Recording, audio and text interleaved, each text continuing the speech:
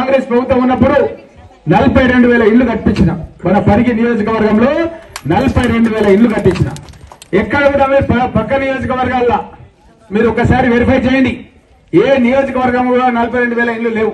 పరిగి నియోజకవర్గంలో 42,000 ఇళ్లు ఉన్నాయి. ఎందుకంటే లేనప్పుడు అప్లికేషన్లు ప్రింట్ చేపించి మన కార్యకర్తల ద్వారా అన్ని ఊర్లకు పంపించి వాళ్ళనే ఫాములు నింపించి వాళ్ళకి చదువు రాకపోతే వెళ్లి ముద్ర సేకరించి చదువు వస్తే సంతకం సేకరించి అప్పుడు మన ఆర్డీఓ లాగా అధికారులు వస్తే వాళ్ళకి ఇచ్చి మళ్ళీ అప్పుడు మంత్రుల దగ్గరికి ముఖ్యమంత్రుల దగ్గరికి పోయి స్పెషలిస్ట్ తీసుకుపోయి శాంక్షన్ చేయించుకుని తీసుకొచ్చిన. అట్లా 42,000 ఇళ్లు కట్టించిన. ఇప్పుడు కూడా 3,500 ఇళ్లు ప్రతి నియోజకవర్గంలో ప్రతి ఎమ్మెల్యే కోట కింద 3,500 ఇళ్లు ఉన్నాయి. ఈ 3,500 ఇళ్లు మనం పారదర్శకంగా ఇవ్వబోతున్నామమ్మా. వాళ్ళలాగా వాళ్ళ కార్యకర్తలకు ఇచ్చుకొని వేరే వాళ్ళకి ఇవ్వకుండా లేదు. కాంగ్రెస్ పార్టీ పారదర్శకంగా మేము ఆల్రెడీ అధికారులను పంపించినాం. గతంలో అప్లికేషన్ తీసుకున్నాం. మా దగ్గర మొత్తం సమాచారం ఉంది ప్రభుత్వం దగ్గర. ఆ సమాచారం ప్రకారంగానే మీరు అప్లికేషన్స్ పెట్టిన వాళ్ళు పెట్టని వాళ్ళు ఇప్పుడు ఇచ్చే అప్లికేషన్ల వాళ్ళ మొత్తం కూడా తయారు చేసి ప్రతి సంవత్సరం 3,500 ఇళ్లు కట్టించుకుంటూ పోతాం పరిగి నియోజకవర్గంలో. గత ప్రభుత్వంలో ఒక్క ఇల్లు కట్టలేదమ్మా. ఒక్క ఇల్లు కూడా గృహప్రవేశం చేయలేదు. ఏడ కూడా మన జిల్లాలో గానీ నియోజకవర్గంలో గానీ ఏడ కూడా చేయలేదు. మన ఊర్లోనే నేనే వచ్చి మొట్టమొదట దళిత సోదరులకు ఇల్లు గృహప్రవేశం చేసే కార్యక్రమం, దానికి టెంకాయ కొట్టే కార్యక్రమం నేనే మన గర్సింగాపూర్ గ్రామంలో స్టార్ట్ చేస్తాన్న విషయాన్ని కూడా మీకు అందరికీ కూడా హామీ ఇస్తున్నా. అదే విధంగా ఈ యొక్క ఇందిరమ్మ ఇళ్లతో పాటు ఇంకా మనకు పథకాలు చాలా ఉన్నాయి. మన గవర్నమెంట్ వచ్చిన తర్వాత మీకు తెలుసు గతం లోపల ప్రభుత్వం రాగానే మేము అసెంబ్లీలో ప్రమాణ స్వీకారం చేసి బయటికి వచ్చాగానే మహిళా సోదరిమణుల గురించి అని మహిళలకు ఉచిత బస్సు, ఒక్కరు కూడా టికెట్ తీసుకునే లేదు. మనం బస్సు ఎక్కి మన బిడ్డ దగ్గరికి పోయి హాస్టల్లో పోయి ఆ బిడ్డ చదువుతుందా లేదా, ఆ బిడ్డకి ఏమన్నా మనం కూరగాయలు, ఎవరికైతే భూమి లేని నిరుపేదలు ఉంటారు, చాలా మంది ఉంటారు నిరుపేదలు. మన దగ్గర ఒక ఇంద్రమ్మ లాగానే మన దగ్గర ఒక మహిళా నాయకురాలు ఉండే, పేరు యాదకొస్తలేదు. ఏం పేరు? మాణిక్యం. చనిపోయింది ఆమె కదా, ఇంద్రమ్మ బేగం కాదా మా ముక్కగా, అంతమ్మ బ్యాగర్ అంతమ్మ అనుండే. చాలా పరిశ్రమ వచ్చినప్పుడు వాళ్ళు ఆడికే దొరికిపోతుండే. మన కాంగ్రెస్ పార్టీ కార్యకర్త అని బ్యాగర్ అంతమ్మ అని నాకు బాగా ఉంది, మాజీ సర్పంచ్. అయితే అసలు వాళ్ళు ఏమంటారు అంటే, సార్ వీళ్ళకు భూములు ఉన్న వాళ్ళకి బాగానే ఇస్తారు కానీ వాళ్ళ ఆలోచన ఏమంటారంటే, మరి భూములు లేని వాళ్ళకి మాకెట్లా, మా పొట్టెట్లా కలవాలి, మేము పోవాలి, వాళ్ళ కూలి చేయాలి, మాకేం రాకుంటే ఎట్లా అంటారు.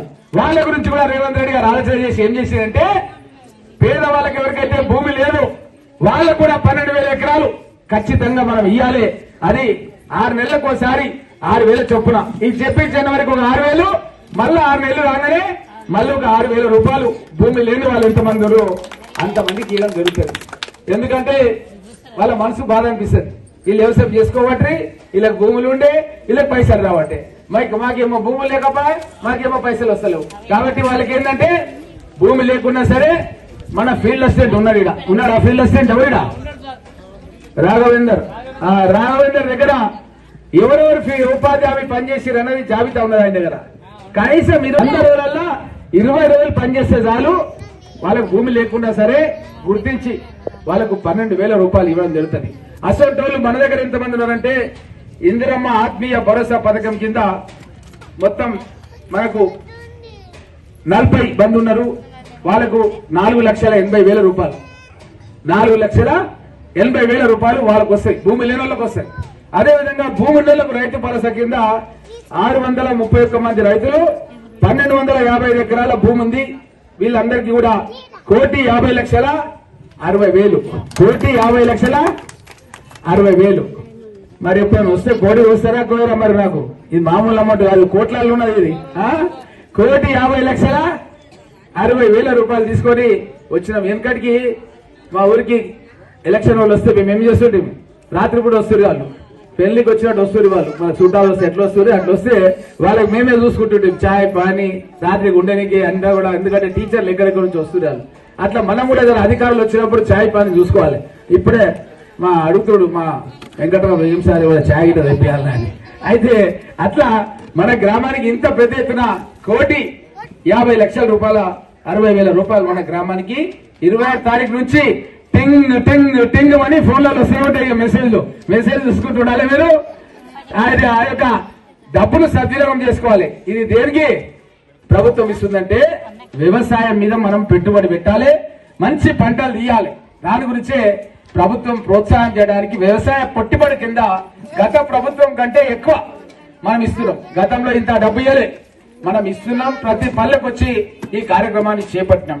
అదే విధంగా రేషన్ కార్డు గతంలో పరిస్థితి ఎట్లుంటుందంటే ఎవరైనా ఊళ్ళో చచ్చిపోతే వాళ్ళ పేరు మీద కట్ చేయాలి. అట్లా కాదు, మన ఊరికి ఎవరైనా కోడలమ్మ వస్తే ఆ కోడలమ్మ పేరు కూడా రేషన్ కార్డులు యాడ్ చేయాలి, కొత్త రేషన్ కార్డు ఇవ్వాలి. ఆ కోడలమ్మ కొడుకో బిడ్డన ఉడితే మళ్ళీ ఆమె పేరు కూడా మన రేషన్ కార్డులు యాడ్ చేయాలి. మన ముఖ్యమంత్రి గారు ఇట్లా నిర్ణయం తీసుకొని మన గ్రామం లోపల కొత్తగా 48 రేషన్ కార్డు, అంటే కొత్తగా 48 అంటే 48 మంది కోడళ్ళు మన దగ్గరకు వచ్చినట్టే వాళ్ళు సపరేట్ గా ఇంకొక ఇల్లు కట్టుకోవడమో రేషన్ కార్డు తీసుకోవడమో చేస్తున్నారు. ఎందుకంటే సరిపోతలేదు, అందరూ ఒక్క దగ్గర ఉండాలంటే సరిపోతలేదు. కాబట్టి కొత్త రేషన్ కార్డులు 48 దరఖాస్తు వచ్చినాయి. ఇంకెవరైనా పెట్టకుంటే, ఎందుకంటే కొంతమంది నాకు తెలుసు మా నూరులు చాలా మంది పట్టణంలో ఉంటారు, నాకు అప్పుడప్పుడు వచ్చి కలుస్తుంటారు. కాబట్టి వాళ్ళందరికీ కూడా దరఖాస్తు చేయాలమ్మా. మీ అందరికీ కూడా నాకు కళ్ళల్లో మొత్తం కూడా ఎక్స్రే లాగా ఉన్నారు. మీరందరూ ఎక్కడెక్కడ హైదరాబాద్ ఉంటారో మొత్తం నాకు తెలుసు. వాళ్ళందరి దరఖాస్తులు మీరు పెట్టియాలి. మళ్ళీ తర్వాత నా దగ్గరకు వచ్చి అడిగితే మాత్రం నేను ఏం చేయడానికి రాదు. కాబట్టి పరశురామ్ చెప్తున్నా, వాళ్ళందరూ వెంకటరాములు మీరు అందరి లిస్టు తీసి మన ఊర్లో లేనోళ్ళు ఆ దుకాణాలలో ఉంటారు, చాలా మంది హైదరాబాద్ పోయారు, వాళ్ళందరినీ కూడా మీరు దరఖాస్తులు పెట్టియాలని కోరుతూ ఇప్పుడు 84 మంది కొత్తగా వాళ్ళ కుటుంబ సభ్యుల పేర్లు కూడా యాడ్ చేస్తున్నారు. అవి కూడా ఈ కొత్త రేషన్ కార్డుకి యాడ్ అయ్యి వాళ్ళకు పెరిగినటువంటి కిలోలు మనకైతే బియ్యం అమ్మా ఇక్కడ చూడమ్మా, ఇక్కడ మనం పెరిగినటువంటి కుటుంబ సభ్యుల పరంగా మనకు సన్న బియ్యం కూడా ఇవ్వబోతున్నాం. అది కూడా ఎప్పుడో కాదమ్మా, ఉగాది పండుగ నుంచే మనం సన్న బియ్యం ఇచ్చే పథకాన్ని స్టార్ట్ చేపిస్తున్నాం. కాబట్టి పాత కార్డులు ఉన్న వాళ్ళు కూడా 84 మంది కుటుంబ సభ్యుల పేర్లను యాడ్ చేశారు. ఎవరైనా మర్చిపోతే మళ్ళీ ఇప్పుడు యాడ్ చేసే అవకాశం ఉంది. ఏది మన దగ్గర కాంగ్రెస్ లా నిరంతర ప్రక్రియ అన్నమాట. అభివృద్ధి అన్నది, సంక్షేమం అన్నది నిరంతర ప్రక్రియ ఎప్పుడు నడుస్తూ ఉంటది. ఈ దేశానికి స్వాతంత్రం తీసుకొచ్చింది మనమే, తెలంగాణ రాష్ట్రాన్ని ఇచ్చింది కూడా మనమే. కాబట్టి ఇది ఈ రోజుకు గేట్లు బంద్ అయిపోతాయి, ఇక రేపటి నుంచి ఇయర్ పరిశాన్ మన దగ్గర లేదు. మనం ఇంటింటికి అధికారులను పంపించినాం. 15-20 పేజీల మీ దగ్గర నుంచి జవాబులు తీసుకున్నాం. దాంట్లో మూలంగానే మిమ్మల్ని అందరూ కూడా సెలెక్ట్ చేసినాం. ఎక్కడన్నా పొరపాటు ఉండి అక్కడక్కడ ఏమైనా మిస్ అయితే కూడా మళ్ళీ దరఖాస్తులు తీసుకుంటున్నాం. ఇక్కడ మీకు రసీదు ఇస్తాం, మీకు ఎట్లాంటి భయం లేదు. ఏదో చెప్పిపోతున్నాం అట్లా కాదు, మళ్ళీ మీటింగ్ పెట్టి ఎవరెవరికి వచ్చిందో కూడా చెప్తాం. మీరు ఎక్కడ కూడా దాని గురించి బాధపడాల్సినటువంటి అవసరం లేదు. ఇదే విధంగా ఇండ్లు వాళ్ళకు 12,000 రూపాయలు కావాలన్నా, ఇంటి గురించి ఎస్సీ ఎస్టీలు అయితే 6 లక్షలు, బీసీలు ఇతరులు అయితే 5 లక్షలు ఇచ్చాయి. అదే విధంగా రేషన్ కార్డు లేని వాళ్లకు ఈ యొక్క ఉగాది పండుగ నుంచి సన్న బియ్యం ఇచ్చే కార్యక్రమం. కొత్త రేషన్ కార్డు కావాల్సిన వాళ్ళు దరఖాస్తు చేసుకోవచ్చు. గతంలో దరఖాస్తు చేసుకున్న వాళ్ళ పేర్లని కూడా ఈ రోజు అధికారులన్నీ కూడా చదివి వినిపించడం జరిగింది. ఈ విధంగా అన్ని పథకాలు రైతులకు భరోసా ఇచ్చే విధంగా 12,000 రూపాయలు ప్రతి ఎకరానికి ఇచ్చే విధంగా రైతు భరోసా పథకాన్ని కూడా తీసుకొని ఈ రోజు మీ ముంగటకి మేమంతా కూడా ఈ రోజు ఆర్టీఓ గారంటే మామూలు మాట కాదు. గతంలో చెవెళ్ళ ఆర్టీఓ అంటే మనం ఏడుంటుంటే పానసారం పడుతుంటే హైదరాబాద్ పోతుంటే, హైదరాబాద్ ఉంటుండే ఆర్టీఓ. ఈరోజు ముఖ్యమంత్రి గారు అత్తపల్లిలో ఉండే ఆర్టీఓ గారిని మన వికారాబాద్ నుంచి మన గ్రామానికి ఈ రోజు గర్సింగాపూర్ గ్రామానికి పంపించాడు. నేను ఇంతకుముందు పూడూరులో మీటింగ్ చేసి ఎప్పటికీ నీళ్ళ వసతి అవసరం ఉందంటే, మోటార్ ఖరాబ్ అయిందన్నా, బోరు కావాలన్నా నోట్లో నాలుగెట్లను గరిమట్ల ఏ పని అడిగితే అది ఎప్పటికప్పుడు జవాబిచ్చి మనకు సహాయ శాఖలు అందించడానికి కరీం మన ఎండిఓగా మనకు ఇక్కడ పరిగిలో ఉన్నాడు. అదేవిధంగా ఈ కార్యక్రమంలో కూడా మన మీకు అందరికి తెలుసు పరశురామ్ రెడ్డి గారు ఎంతో కష్టపడి పార్టీ గురించి పనిచేసి ఈ మధ్య కాలంలోనే మార్కెట్ కమిటీ చైర్మన్ గా బాధ్యతలు స్వీకరించి గ్రామంలో ఉన్న నాయకులను అందరూ పిలిపిమని చెప్పిన తనకు బాధ్యత పెట్టిన. నేను లెక్కలు తీసుకుంటున్నా, హాజరు పడుతుంది, కొంతమంది పడతలేదు. పరవాళ్ళు తర్వాత నన్ను అడిగితే నెత్తి కొనుక్కుంటే పరశురామ్ రెడ్డిని వాళ్ళని చూసుకోమని చెప్తా, నాకు మాత్రం సంబంధం లేదని చెప్పేస్తా, కుల్లా చెప్తున్నా. ఎందుకంటే ఇంతకు ముందు నేను పూటలో చూసిన చాలా బాగా అరేంజ్ చేశారు. ప్రతి పల్లె నుంచి ఇందిరమ్మ కమిటీ సభ్యులు పెద్ద ఎత్తున హాజరైన వాళ్ళ ఊర్లలో కూడా కార్యక్రమాలు ఎట్లా చేయాలని వాళ్ళు అవగాహన కల్పించుకొని వాళ్ళ గ్రామాలకు పోయినరు. అదేవిధంగా ఇప్పుడు పిసిసి సభ్యులు నరసింహారావు గారు కూడా ఇక్కడ ఎట్లా జరుగుతుంది చూసి నియోజకవర్గంలో అన్ని గ్రామాలు కూడా పర్యటన చేస్తున్నారు. ఎందుకంటే అతను మీకు అందరికీ తెలుసు అఖిల భారత కాంగ్రెస్ పార్టీ అధ్యక్షుడు ఖర్గే గారికి ఓటేసినటువంటి వ్యక్తి. ఆయన కూడా క్షేత్ర స్థాయిలో పరిశీలన చేస్తున్నాడు. ఏ విధంగా అభివృద్ధి కార్యక్రమాలు ఏ విధంగా జరుగుతున్నాయి అనేది ఆయన కూడా ఆలోచన చేస్తున్నాడు. అదేవిధంగా మన వెంకటరాములు గారు మీకు అందరికీ తెలుసు ఈరోజు విజ్ఞానవంతమైన వేదిక మీద తెలంగాణ పోరాటం లోపల భూమిక వహించినటువంటి వ్యక్తి నిన్న వెంకటరాములు గారు ఉదయం నుంచి నేను ఫోన్ లో టచ్ లో ఉన్నా.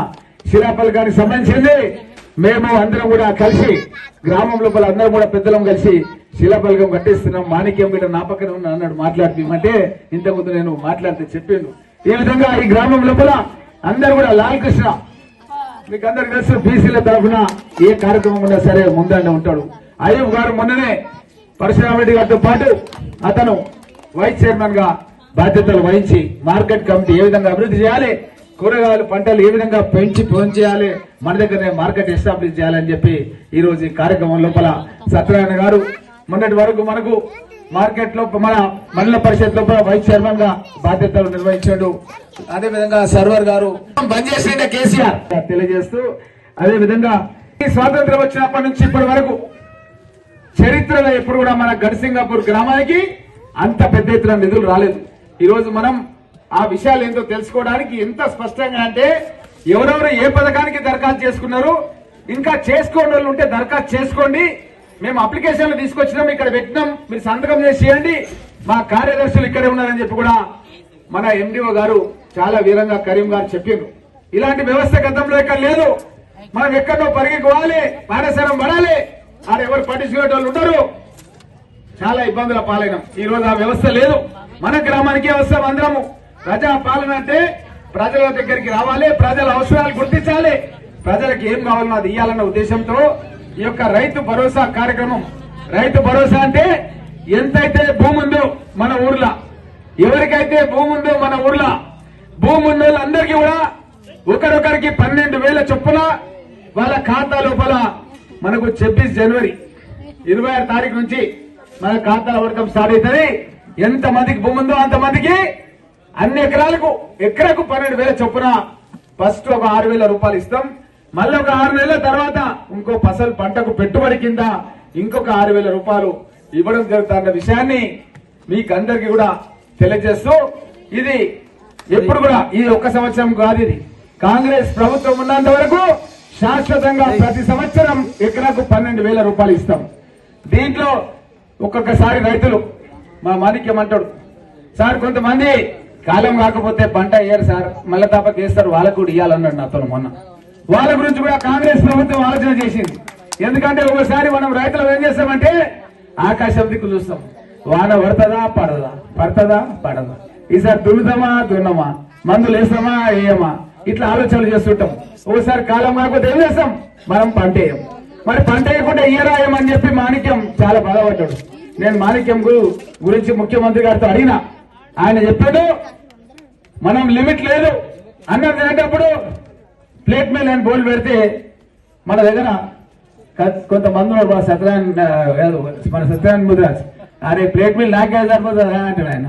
అట్లనే ఇది కూడా 5 ఎకరాలకి ఇస్తా అంటే వాళ్ళకి సరిపోదు, ఎంత ఉంటే అంత ఇవ్వాలి, నాకు కడుపు ఎంతనో నాకు అంత అన్నం కావాలంటారు, ఏం లాగా సందనే కదా. మరి అసలు అప్పుడు అలా ఎన్ని ఎకరాలు ఉంటే అన్ని ఎకరాలకి ఇవ్వాలని ముఖ్యమంత్రి గారు నిర్ణయం చేసిండు.